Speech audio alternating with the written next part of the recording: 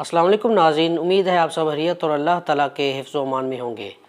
آپ دیکھ رہے ہیں آپ کا اپنا یوٹیوب چینل ادب لائنز۔ ایک سجدہ جس نے کایا پلٹ دی۔ وزیر آباد اور مسجد وزیر خان کا نام کسی پاکستان کے لیے اجنبی نہیں، لیکن اس شہر اور مسجد کو بسانے اور بنانے والے نواب وزیر خان کے حالات سے شاید بہت کم لوگ آگاہ ہوں گے۔ نواب وزیر خان کا اصل نام علیم الدین انصاری تھا۔ وہ پنجاب کے ایک معمولی سے گاؤں میں جو وزیر آباد کے قریب ہی واقع تھا ایک معمولی درجہ کے حکیم تھے۔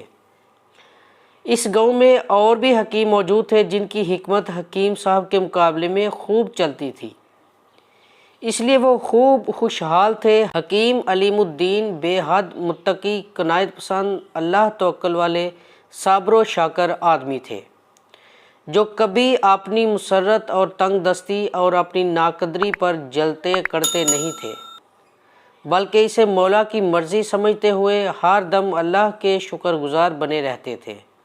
حکیم صاحب کی بیوی اس صورتحال پر ہمیشہ شاکی رہتی، ان سے لڑتی جھگڑتی اور اکثر ان کی کتابیں اٹھا کر گھر سے باہر پھینک دیتی کہ کیا فائدہ تمہاری اس حکمت کا جو گھر کا چولہا بھی نہ جلا سکے۔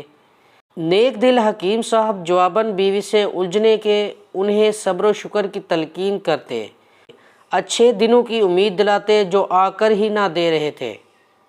ایک مرتبہ حکیم صاحب کے گھر کئی دنوں تک چولہا نہ جلا، ان کے خاندان پر فاقے گزرنے لگے اور ان کی بیوی کے طانے دراز ہوتے گئے، تو حکیم صاحب شدید افسردگی کی حالت میں گاؤں کی مسجد میں جا کر بیٹھ گئے۔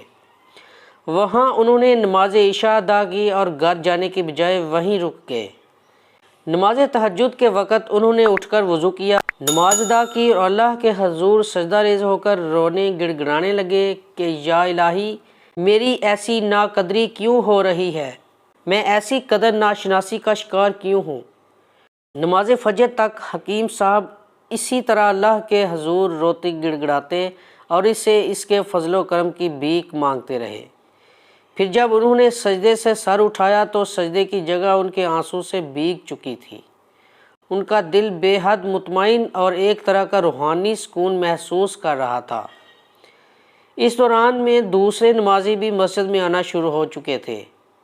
حکیم صاحب نے ان کے ساتھ نماز فجر ادا کی اور گھر آ گئے۔ انہوں نے سوچا تھوڑی دیر سو لوں پھر جا کر اپنا مطب کھولوں گا، لیکن اس وقت گھر کے دروازے پر دستک ہوئی۔ انہوں نے جا کر دروازہ کھولا تو باہر ایک سپاہی کو کھڑے پایا۔ اس نے اسے کہا کہ ان کا لشکر کا سالار شدید پیٹ درد میں مبتلا ہے، وہ چل کر اسے دیکھ لے۔ حکیم صاحب سمجھ گئے کہ سالار در حقیقت درد کولنج میں مبتلا تھا۔ انہوں نے ضروری دوائیاں ساتھ لیں اور سپاہی کے ہمراہ لشکر گاہ پہنچ گئے۔ سالار اپنے خیمے میں بستر پر پڑا بری طرح سے درد سے تڑپ رہا تھا۔ حکیم صاحب نے اسے اپنی دوا استعمال کروائی۔ تھوڑی دیر میں اس کی حالت سنبھلنی شروع ہو گئی، یہاں تک کہ اس کا درد جاتا رہا اور وہ بستر پر اٹھ کر بیٹھ گیا۔ اس نے حکیم صاحب کا شکریہ ادا کرنے اور ان کی حکمت کو سراہنے کے ساتھ انہیں اشرفیوں کی ایک تھیلی بھی دی۔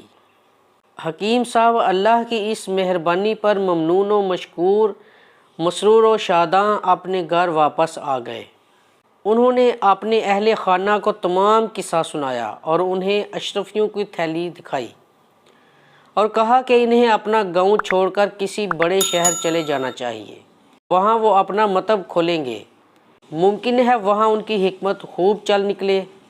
ان کی بیوی نے ان کی اس تجویز کو پسند کیا، چنانچہ یہ طے ہوا کہ چند دنوں بعد وہ رخت سفر باندھ کر کسی بڑے شہر روانہ ہو جائیں گے۔ لیکن اسی شام لشکر کے سالار کی طرف سے ایک سپاہی اس کا پیغام لے کر پہنچ گیا کہ حکیم صاحب فوراً اپنا رخت سفر باندھ لیں اور اپنے خاندان کے ساتھ لشکر کے ہمراہ دارالحکومت آگرہ چلنے کے لیے تیار ہو جائیں۔ حکیم صاحب اور ان کے اہل خانہ فوراً ہی تیار ہو کر لشکر سے جا ملے اور اس کے ہمراہ آگرہ روانہ ہو گئے۔ راستے بھر حکیم صاحب سالار کی دی ہوئی اشرفیوں سے آگرہ میں اپنا مطب قائم کرنے کے طرح طرح کے منصوبے سوچتے رہے۔ انہوں نے فیصلہ کیا کہ آگرہ جا کر وہ جس مکان میں رہائش اختیار کریں گے اسی کے ایک حصے میں اپنی دکان حکمت کھول لیں گے۔ ان کی یہ دکان رفتہ رفتہ ترقی کرتی جائے گی۔ لیکن اب رحمت خداوندی پوری طرح جوش میں آ چکی تھی۔ حکیم صاحب کی اللہ کے حضور سجدہ ریزی اور گرہ وزاری نے عرش الہی کو ہلا دیا تھا۔ جو ہی یہ لشکر آگرہ پہنچا، انہیں اطلاع ملی کہ نور جہاں بادشاہ بیگم شدید عرق نساء میں مبتلا کئی دنوں سے ہلنے جلنے چلنے پھرنے سے معذور بستر پر پڑی ہیں۔ شاہی اتباع اور دیگر حکماء کی دعائیں اور تدبیریں کوئی کام نہیں کر رہی تھیں۔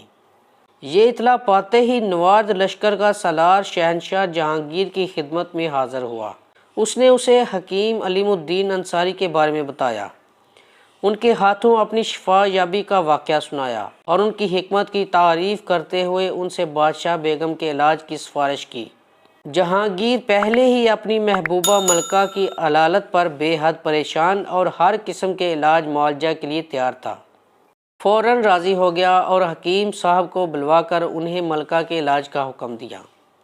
حکیم صاحب نے ملکہ کی فسد کھلوائی، فاسد ہو نکالا، ضروری ادویات وغیرہ دیں، غذا اور پرہیز بتایا۔ اللہ کی قدرت سے چند دنوں کے اندر اندر بادشاہ بیگم مکمل صحت یاب ہو کر بستر سے اٹھ کر چلنے پھرنے لگی۔ اسی مسیحائی پر جہانگیر نے حکیم صاحب کو نہ صرف بھاری انعامات اور کرامات سے نوازا بلکہ وزیر خان کے لقب سے سرفراز کرتے ہوئے انہیں شاہی طبیب کا عہدہ بھی عطا کیا۔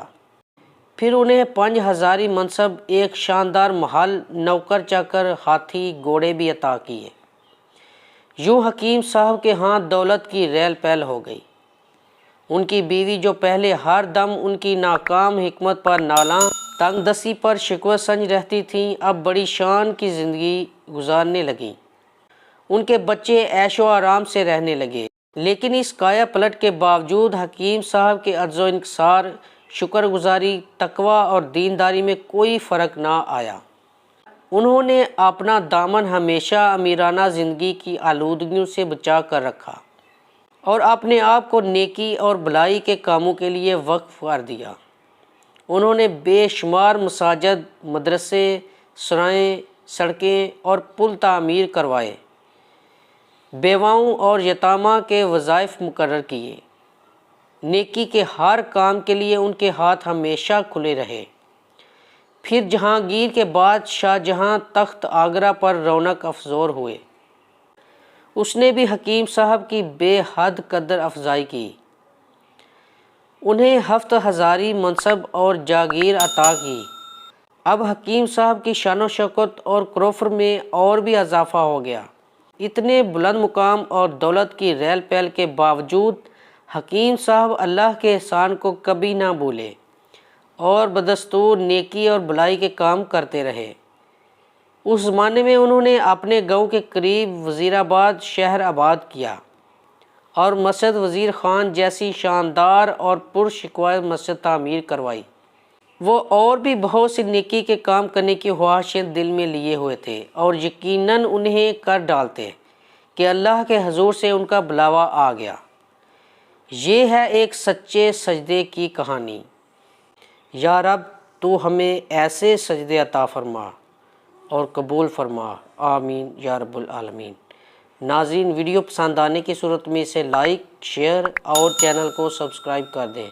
جزاک اللہ، اللہ حافظ۔